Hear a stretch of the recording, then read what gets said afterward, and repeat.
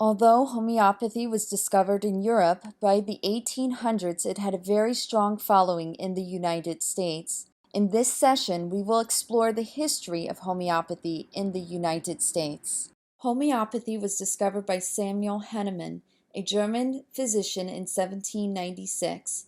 Hence, early homeopaths in the United States were all trained in Europe. In 1834, Constantine Hering, who was considered the father of American homeopathy, founded the North American Academy of the Homeopathic Healing Art.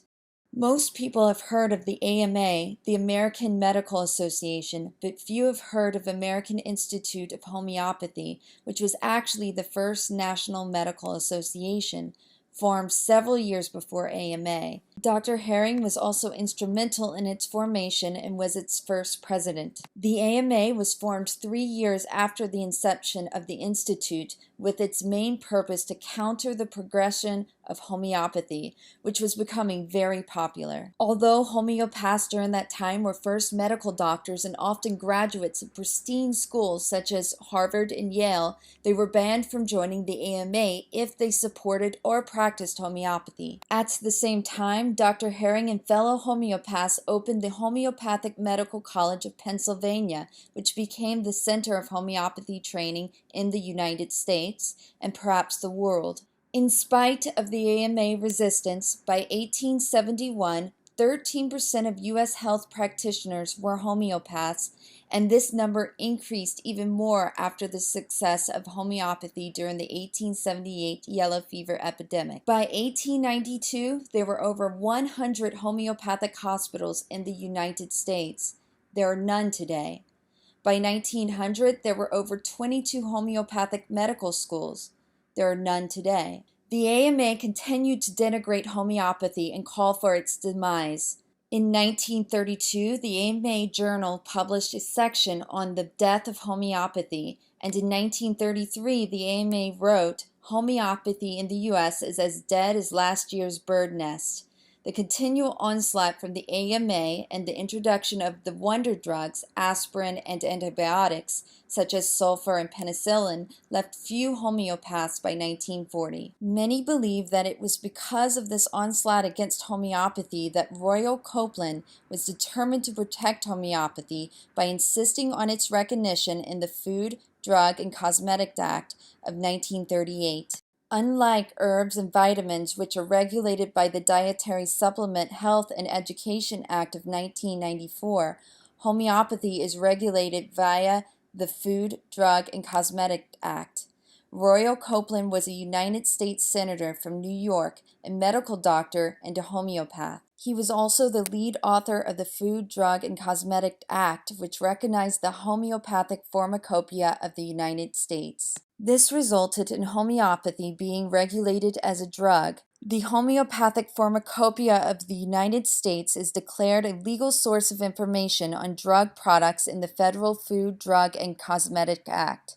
Section 201 of the Act defines the term drug as articles recognized in the official United States Pharmacopoeia, official homeopathic pharmacopoeia of the United States, or official national formulary or any supplement to any of them. The Homeopathic Pharmacopoeia Convention of the United States is charged with updating and maintaining the Homeopathic Pharmacopoeia.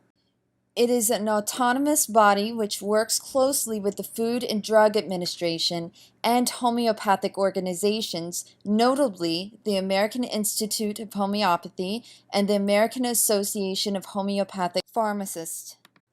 It is a non-governmental, non-profit scientific organization composed of experts in the fields of medicine, arts, biology, botany, chemistry, and pharmacy who have had appropriate training and experience and have demonstrated additional knowledge and interest in the principles of homeopathy. The Homeopathic Pharmacopoeia includes a general pharmacy section which encompasses official manufacturing techniques for all recognized product types and dosage forms. It mandates that homeopathics are manufactured in a specific way. The pharmacopoeia includes monograms which list complete identifying data for the drug as well as specific manufacturing standards.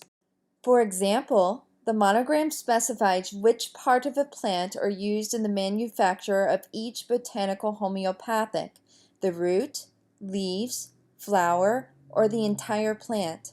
The pharmacopoeia designates whether a homeopathic is over the counter or requires a prescription. It lists approximately 1,350 homeopathic remedies, of which about 440 are available as prescription only at determined potencies. For example, pertussinum is available at 30 and above as over-the-counter, but below 30 potency by prescription only.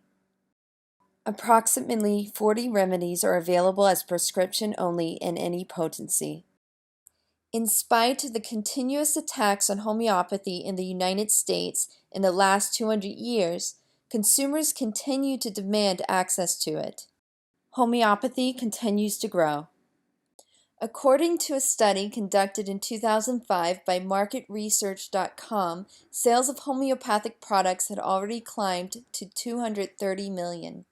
Newly released data from the National Center for Homeopathy shows sales increasing by as much as 20 to 30% in 2006 as compared to the year before.